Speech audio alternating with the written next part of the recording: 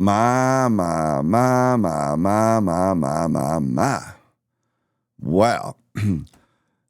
So you may realize, some of you, that I do guest appearances over on Vulcan Soapbox, where we engage in different issues and we try to work it out logically, and we try to teach people how to critically think and use logic to arrive at conclusions. Well, occasionally they'll post a clip on their YouTube and Facebook pages, and it'll have something in it that I said. And this comment right here came off of just such a clip. The clip that this comment is on was from a section called, it was a section discussing the rapper that managed to, get himself killed or whatever, Nipsey Hussle, which in certain parts of the black community, if we concede that there is such a thing as some exclusively black community or uniquely black community, within that community, Nipsey Hussle by some is lauded as some sort of a hero or role model, that sort of stuff. I don't know much about it other than the few things I've heard a few people say, because I had never heard of the guy until he got killed. So I'm going on a limited information, and that's something that I've been very open and disclosed, talked about on the podcast itself. But anyway, so on the clip, the question on the clip was, is our love for Nipsey due to a lack of fathers? And that was a question that stemmed off of an argument I presented on the podcast itself, that a lot of people probably look to him as a hero because they lacked fathers as role models in the homes. Because, fatherlessness is a huge thing within that black community. If I'm not mistaken, it's something like 75% of black children live in a home absent their father. So that's an issue. Anyway, so this guy, Will Moore, I have no idea who he is, but he commented over here. He said, we love Nip. I just thought about it. I do too, but it's a completely different thing. We love Nip because he essentially represented a true story of transportation and reformation. His attempts to atone for misdeeds, along with giving back to his community through activism and financial means as well, motivates all walks of life, and I respect him for telling it like it was. Good, bad, and ugly. I wonder why I rarely, if ever, hear these same folks.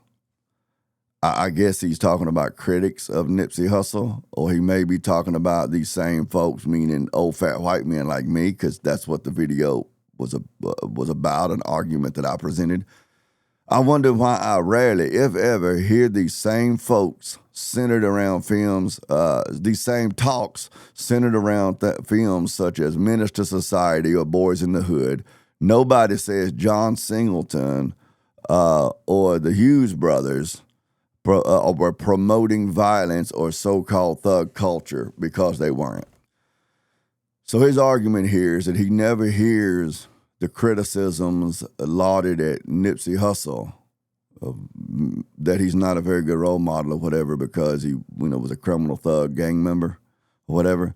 He's basically saying, well, I never hear these same things said about Boys in the Hood, Menace to Society and such. Nobody says it about John Singleton or the Hughes brothers. Nobody says they were promoting violence or so-called thug culture. That's simply not true. Simply not true. So scrolling down here, I tried to explain it to him. I tried to enter the conversation, right?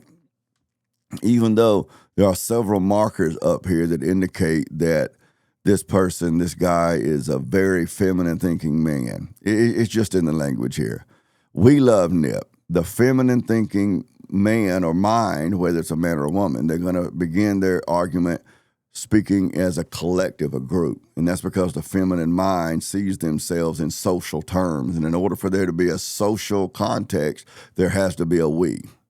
See, typically a feminine thinking person will not speak about I believe or I think or I understand, or it'll be we and us. See, we love Nip, because he essentially represented a true story of, and then there's going to be like some sort of poetry.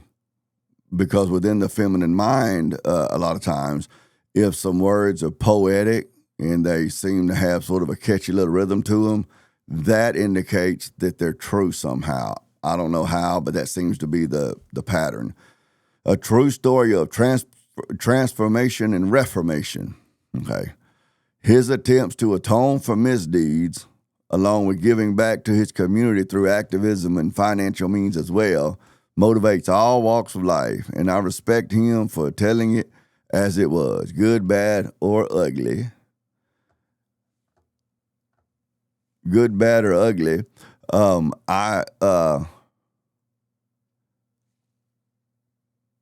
Yeah, there we go. Good, bad, or ugly. I wonder why I rarely hear. See, and that's something the feminine mind is going to do. The feminine mind is going to come out and defend the side that they're on, and then they're going to start talking about how something is being done unfairly. Okay? They won't really address in this case, they won't really address the actual criticisms against this guy, Nipsey Hussle. They'll sing his praises without addressing the questions that are brought up about his character and such. But they'll sing his praises, and then they'll basically say, well, I wonder why the other side don't such and such, or why the other side does such and such, is to begin to try to pivot over to say, let's stop talking about this stuff about my guy. Let's talk about why the other guy isn't being fair, or why we never talk about their problems or stuff, and that kind of thing. I wonder why I rarely, if ever, hear these same talks centered around such films as Menace to Society, and he goes on through that. And then he says, nobody, says John Singleton, the Hughes brothers were promoting violence or so-called thug culture. So nobody says that. It's just not true. So I tried to explain to him, in the era of hip-hop that was contemporary to these movies, there were many people, mostly in the church and other pro-family groups on the right, who called out and stood against the movies as well as the direction hip-hop was moving at the time. The most common criticism was that it romanticized or promoted the life of poverty and violence, and also that it would distill black culture in such a way, they would distill it down to the urban or ghetto culture, it should supplant the broader experience of black people in society, which is exactly what happened. I worked with a guy once who told me that they weren't allowed to watch the Cosby Show growing up because his daddy told him that wasn't the way N-words really lived. However, he was allowed to watch Good Times, What's Happening, as well as Sanford and Son, because those were how black people lived. You see, the guy I worked with told me that's how his daddy raised him. So I don't know how so many people who hold the perspective that you seem to hold can talk about colors, boys in the hood, gangster rap, and so forth as some accurate representation of black culture, without also conceding that you're standing with those backwards, ignorant rednecks as well. So standing with what backward, ignorant redneck? The guy I worked with's father, okay? The guy who said that his kids couldn't watch the Cosby Show because that, quote unquote, wasn't how black people really lived.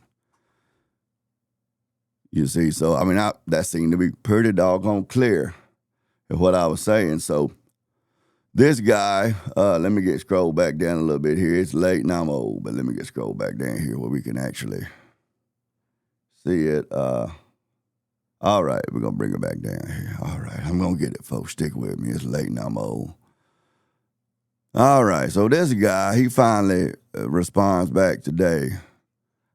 Look, you can go look up Vulcan Soapbox. Oh, yeah, that's who shared it. Vulcan Soapbox on Facebook, and you can read the whole comment if you want to. I'm not going to read the whole comment. And the reason I'm not going to read the whole comment is because it's painful to read, because this guy seems to be trying to use big, lofty words so it can sound photosynthesis, and it's just, and then it goes in and out of that, and then, using like normal English, and then using like the Ebonic sort of spellings for words. It's painful to read, but I'm going to hit the high notes real quick.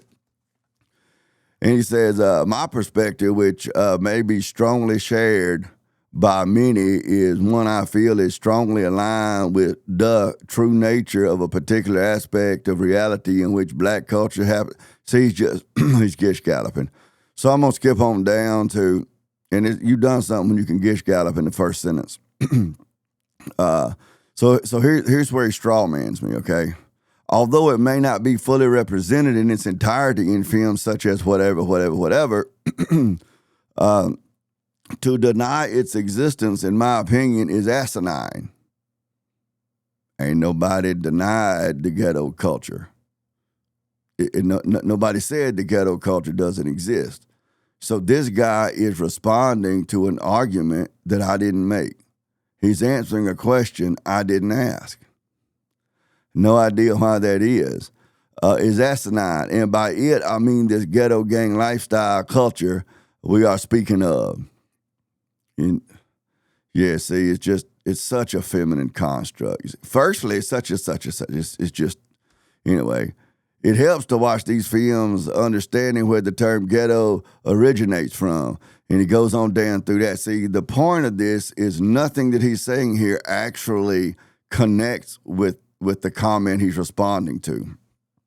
So we'll scroll on down here. You're welcome to go. But look, I'm going to scroll past it. You can pause the video and read it if you want to go through the same pain I did trying to figure out exactly what he was saying.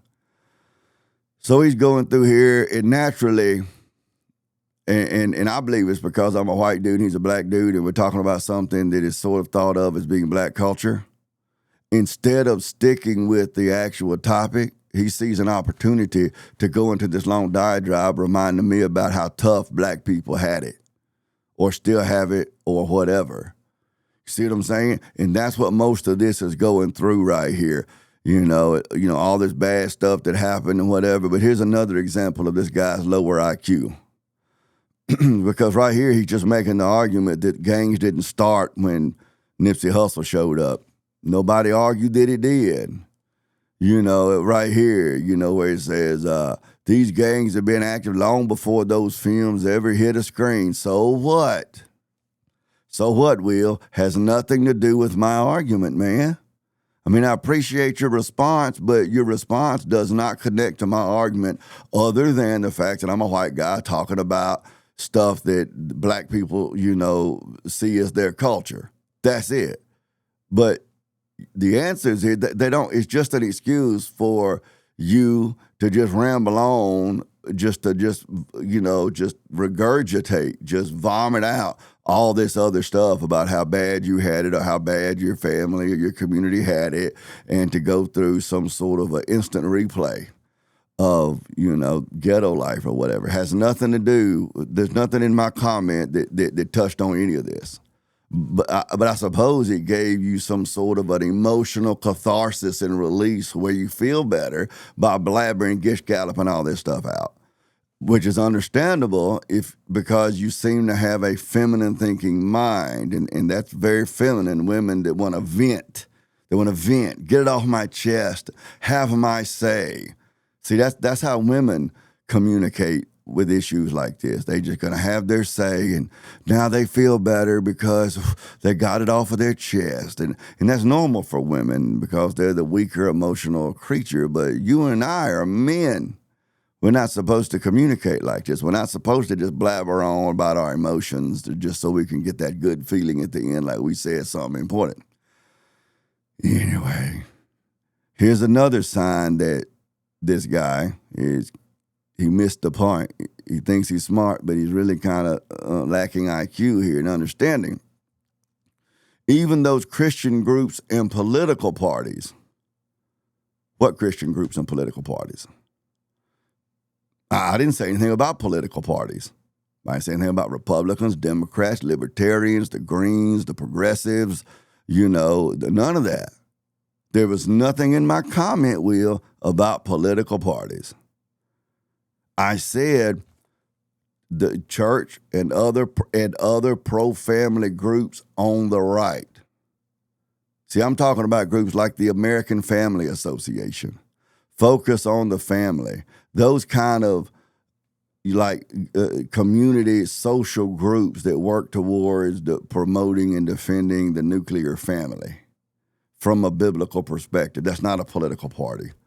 None of these people were going around nominating candidates for office.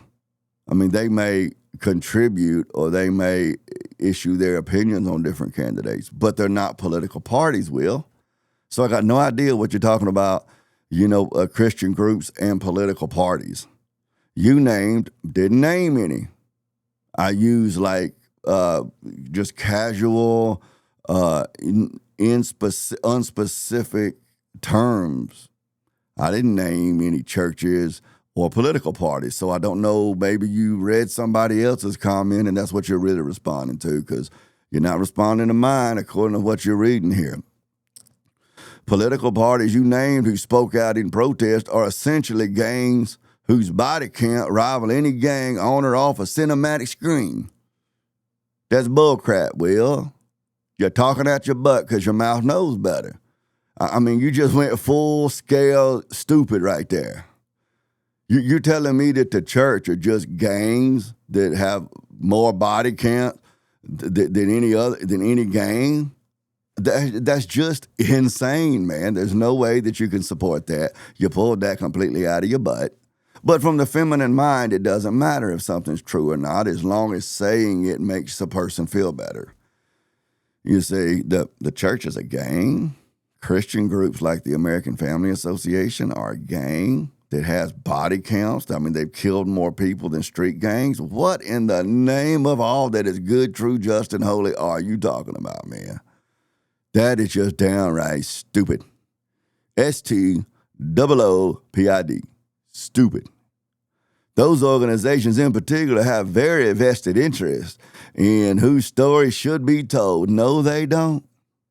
No, they don't. That's some great claims that you've thrown out right there. Like a woman that'll go to police and say her husband's abusing her and then uses very vague, ambiguous language just because she wants him out of the house, It doesn't have to be true as long as she says it or she feels it or something.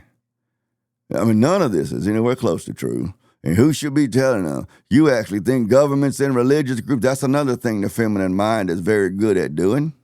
The feminine mind will begin to tell the other person what the other person actually thinks and wants and intends to do and wishes would happen. The feminine mind, like you have, Will, has absolutely zero way. You have no way of knowing, Will, what I actually think about government, because I haven't said anything about government. Or religious groups. I haven't said anything about what I think about religious groups. I stated off historical facts of events that happened. That's all. But the feminine mind, and it's bad enough when you're trying to discuss something with a woman who's a feminine thinking person, but at least that's expected and normal out of her because she's the weaker vessel. But man, when I'm talking to men and they get off talking like women right here and thinking and debating and like women, you actually think governments and religious groups really want those they've indoctrinated to. Again, there's no way in heck, man, that you can have any way of knowing what I actually think about governments and religious groups. You just pulled it out of your butt. You made it up, man. You just made it up because it makes you feel better to say it.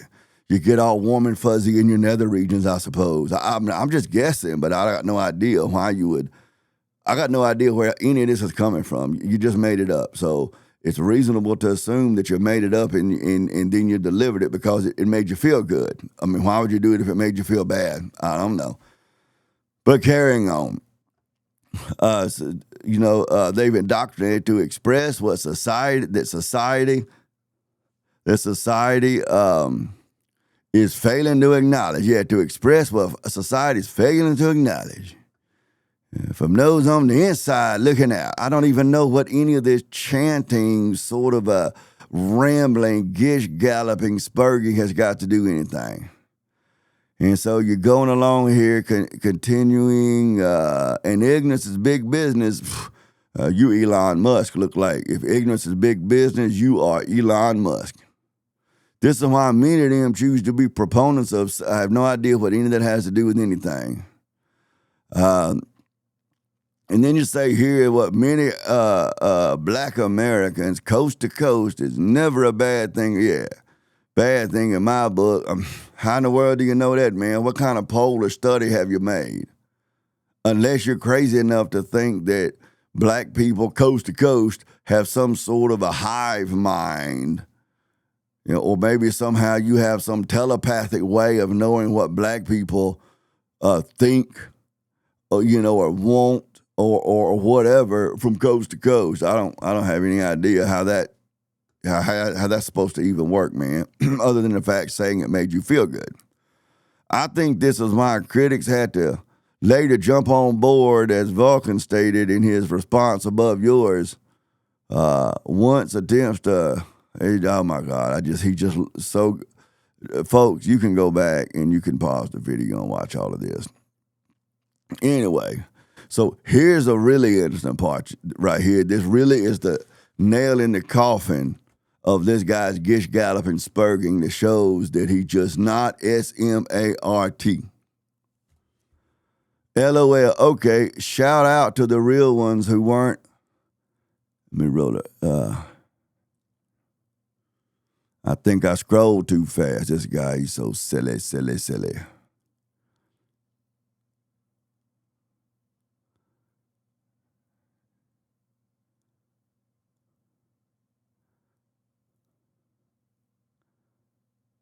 Yeah. Here he is, right here. Now to that, now to that black guy you worked with whose father didn't allow him to watch the Cosby Show. Just not real smart. Now, to that black guy I have absolutely no idea how Will read my comment and came to think that the guy that I was talking about that I worked with was a black guy. No idea. Nothing in my comment indicated that he was a black guy. And the story I told about him would make it very reasonable to assume that he was not a black guy. Especially when the next paragraph said that holding that view that the ghetto culture was somehow another, the black culture, means that you're standing shoulder to shoulder with that ignorant, backwards redneck, racist redneck. Which ignorant, backward, racist redneck? The father of the guy I worked with. Reading comprehension is important. But when a person with a feminine mind reads something that makes them feel some kind of way, maybe they feel offended or something, and then they get all in their feelings, they stop thinking. That's all I can figure happened here. Now to that black guy you worked with whose father didn't allow him to watch the Cosby Show, I really wish I could speak to him. Hopefully his father was speaking jokingly tongue-in-cheek, but if not, and then he goes through some more feminine spurging here, and he's trying to bend over backwards to somehow or another find a justification for the guy not letting his kid watch the Cosby Show. And the reason he's doing it is because he thinks the guy is black. So the principle of whether or not that standard is ignorant and racist and insufferable doesn't matter. What matters is defend the in group. And that's what this guy is trying to do in the rest of this comment here about my friend's father that he stupidly assumes is a black dude. He just made that up too, like he made up a lot of his other comment up there. You see? So he thinks that this father was black, so he's got to defend it. You see, there he is, no biggie. Of course not. Because I suppose in this guy's mind, if you're black, then it's okay for you to say or do any sort of a socially inappropriate thing because, we got to defend the people in our in-group. It just isn't, and then he goes on through all it is, and it keeps going, we are not a monolith. Well, then how the heck do you know right here where you say we are not a monolith? How the heck do you know what black people, many black people believe coast to coast? How do you know? Have you interviewed them? Have you read any surveys that were done? Any sort of scientific studies? No. You just seem to think that you just somehow or another know through some telepathic means. But then you want to pivot here. We are not a monolith, and I believe no aspects of our existence should be ignored or closeted. That's called begging the question. Because you're trying to argue here that some aspect of your existence, I got no idea what that even means. What is your existence? Who is ignoring or putting some aspect of your existence in the closet? I don't even get that. But that's just some more of that feminine woman poetry. I feel that's another marker that we're talking to a feminine-minded person here, because women love to talk about what they feel and not so much about what they think. I feel this is one of those majorly detrimental aspects that affects how black people are seen globally and domestically by others. Men don't care how they're seen globally and domestically. Men don't care how other people see them. Men care how they actually are, and men care about, masculine-minded people care about how they're going to move towards accomplishing their goals in life. They're not sitting around wondering how other people think of them. That's women, because the feminine mind really wants to be considered the prettiest girl in the room.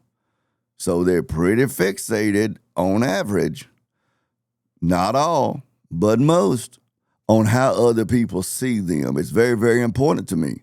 And so when you say here, when you start talking about, how black people are seen globally, you're revealing your feminine thinking nature, which is fine, man. You can think feminine, masculine, somewhere in between. I don't care. I'm just pointing it out, man. As well as how they may view themselves and oh my God, it's this more feminine prattle. This type of societal matrix that has been set up robs everyone. Set up by who? That's another thing the feminine mind thinks of. They think of themselves as being somehow or another controlled and manipulated and abused by some nameless, faceless force in the universe. I mean, this social matrix has been set up, robs everyone. When was it set up, Will? Who set it up? What were the tenets that were set up? You don't have any of those answers. Nothing specific. Just this vague, nebulous idea of the boogeyman or something. It can be disheartening and angering simultaneously. That's more woman prattle. Nobody cares about how you feel. It's what can you prove is true.